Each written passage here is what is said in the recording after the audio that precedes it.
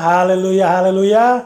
Puji Tuhan, selamat kita berjumpa lagi dalam program Podcast GPD Eklesia Karangmulia dalam segmen Rahasia. Renungan Harian Eklesia. Puji Tuhan, mari kita buka sama-sama di dalam Roma pasal yang kelima. Ayat yang ketiga, 4, dan 5. Roma 5 ayat 3, 4, dan 5. Dan bukan itu saja, kita malah bermegah juga dalam kesengsaraan kita. Karena kita tahu bahwa kesengsaraan itu menimbulkan ketekunan. Dan ketekunan menimbulkan tahan uji. Tahan uji menimbulkan pengharapan. Dan pengharapan tidak mengecewakan. Karena kasih Allah telah dicurahkan di dalam hati kita oleh Roh Kudus yang telah dikaruniakan kepada kita. Puji Tuhan. Dalam perjalanan kehidupan kita, kitab Ayub menuliskan kita seperti ada dalam gelanggang perlombaan. Di dalam Korintus menuliskan kehidupan itu seperti dalam lomba atletik. Bahkan Paulus menggambarkan kehidupan itu seperti seorang petinju yang tidak sembarangan memukul. Seperti petani yang mungkin lelah dalam menanam, tapi akan ada waktu untuk dia menuai.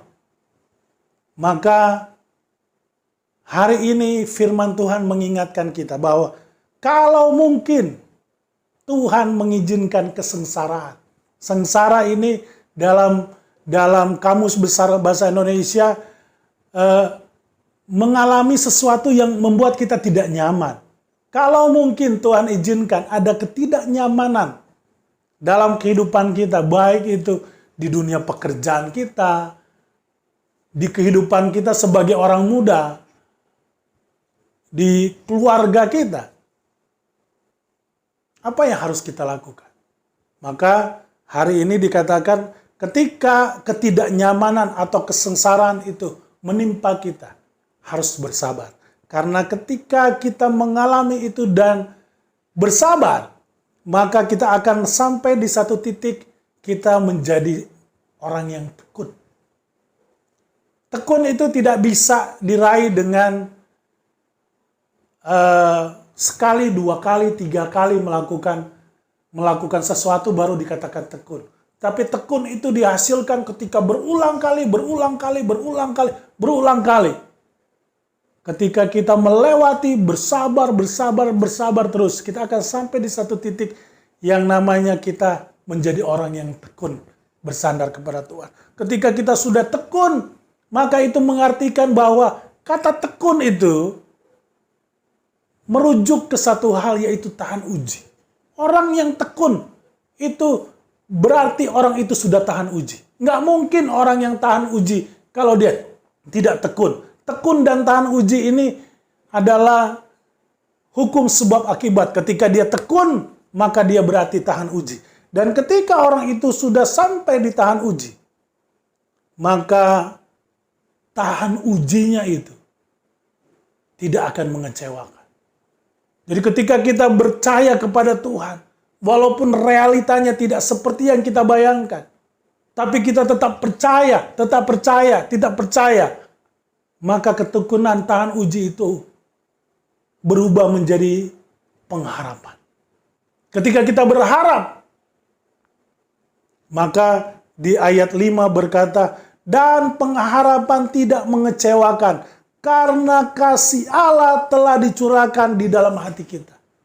Kenapa tidak mengecewakan? Kenapa pengharapan kepada Allah tidak akan mengecewakan? Karena kasih Allah telah dicurahkan dalam hati kita oleh Roh Kudus yang telah dikaruniakan kepada kita. Kasih Allah ini berbicara tentang pengorbanan Kristus.